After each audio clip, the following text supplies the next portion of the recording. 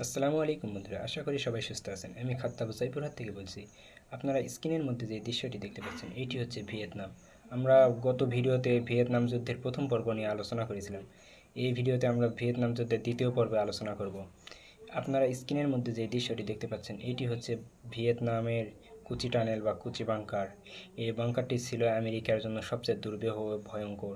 এখান থেকেই ভিয়েতনাম বাংকারের পরিকল্পনা করে এবং পুরো ভিয়েতনাম বাংকারে ছড়িয়ে দেয়। আর এই বাংকারগুলো ছিল খুবই শক্তিশালী এবং গোপন, যার কারণে মার্কিন বাহিনীদেরকে গরিলা আক্রমণ করা হতো। এই বাংকারগুলো ধ্বংস করার জন্য আমেরিকা ধাপে ধাপে 6টি চেষ্টা করেছে এবং 6টি চেষ্টায় ব্যর্থ হয়েছে। আর কি সেই 6টি চেষ্টা, আমরা সে বিষয়ে আলোচনা করব। সে বিষয়ে সে পর্যন্ত আমাদের সঙ্গেই থাকুন। আপনারা আস্তে আস্তে সব কিছু বিষয় আপনারা পরিষ্কার করে বুঝতে পারবেন। প্রথমে তারা এই বাংকারগুলো ধ্বংস করার জন্য প্রথমে তারা বোমা হামলা করেছিল। তারা ব্যাপক বোমা বর্ষণ করেছিল যাতে করে বাংকারগুলো ধ্বংস হয়ে যায় এবং ভিয়েতনাম বাহিনীকে পরাজয় করা যায়।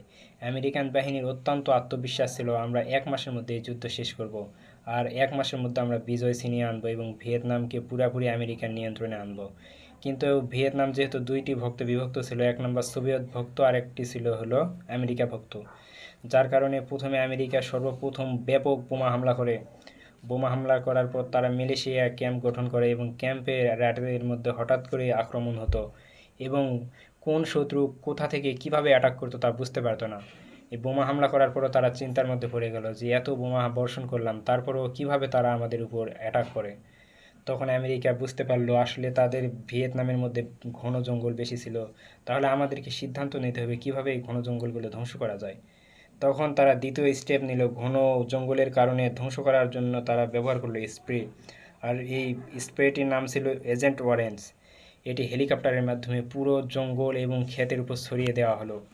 এতে করে সমস্ত ক্ষেত এবং জঙ্গল পুড়ে ছাই হয়ে গেল এবং সমস্ত গাছের পাতা ঝরে গেল, গাছগুলো মারা পড়লো, ক্ষেত ধ্বংস হয়ে গেল। কিন্তু এখানে ভিয়েতনাম বাহিনীকে আরও সহজ সুবিধা দিয়ে দিল, যাতে তারা রাতে আরও সুবিধাজনকভাবে চলাফেরা করতে পারে। কারণ জঙ্গলের কারণে সাপ ও বিষাক্ত সাপ ছিল, যেগুলোর কারণে তারা এটা খুব একটা নিখুঁত করতে পারতো না। কিন্তু আমেরিকান বাহিনী যখন এই স্প্রে করে তাদের সুবিধার জন্য, কিন্তু এই সুবিধাটা আমেরিকান বাহিনীর জন্য না কাল হয়ে দাঁড়ালো এবং ভিয়েতনাম বাহিনীর জন্য এটি বড় সুবিধা হয়ে দাঁড়ালো। তারপর তারা এখানে ব্যর্থ হওয়ার পর তারা চেষ্টা করলো আমরা তৃতীয় স্টেপে যাব, এই বাংকারগুলোর মধ্যে আমরা ব্যাপক পানি ঢালবো। তারা খুঁজে খুঁজে টানেলের মুখ বার করে, সুড়ঙ্গগুলো বের করে তারা এক কাজ করে গ্যালনে গ্যালনে পানি ঢালে। কিন্তু ভিয়েতনাম বাহিনী তাদের টানেলগুলো তৈরি করেছিল 3 স্তর বিশিষ্ট। একটি স্তর 9 ফিট নিচে, আরেকটি স্তর থাকতো 15 ফিট নিচে, আরেকটি স্তর থাকতো 17 ফিট, 27 ফুট নিচে। 3টি স্তর থাকার কারণে মার্কিন বাহিনী এখানে যদিও পানি গ্যালনে গলে ঢালতো, কিন্তু ভিয়েতনাম বাহিনী এই পানিকে বাইর করার জন্য আরেকটি সচল রাস্তা রাখতো, যা মার্কিন বাহিনী সহজে বুঝতে পারতো না। আর চতুর্থ কারণ, বিস্ফোরক ঢুকে দেওয়া। ভিয়েতনামের এই যে টানেলগুলো ছিল এগুলোর মধ্যে যেখানেই তারা টানেল দেখতে পেত সেখানেই তারা বিস্ফোরক ঢুকে দিত। কিন্তু ভিয়েতনাম বাহিনীরা টানেল করতো, টানেলের মুখ এক জায়গায় রাখতো, কিন্তু সুড়ঙ্গটা অনেক দূর নিয়ে যেত, যার কারণে বিস্ফোরক ঢুকে দেওয়া তেমন একটা সুবিধা পায়নি। মাত্র 2% বাংকার ধ্বংস করতে পারেনি। তারপরে এখানে তারা ব্যর্থ হয়ে গেল। তখন পঞ্চম স্টেপ নিল গ্যাস ব্যবহার করা। ভিয়েতনাম বাহিনীরা জানতো যে এরকম তাদের উপর ঝাপট আসতে পারে, তখন তারা গ্যাস ব্যবহার করলো, কিন্তু ভিয়েতনাম বাহিনী এমনভাবে দরজা আটকায় দিত সেখানে গ্যাস স্প্রে করার পরও কোনো কাজ হতো না।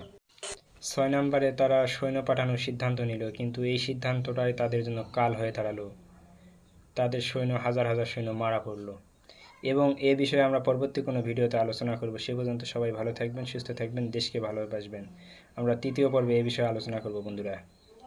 আর নিত্য প্রয়োজনীয় ভিডিও পেতে আমার চ্যানেলটি সাবস্ক্রাইব করুন, আমাদের সাথেই থাকুন।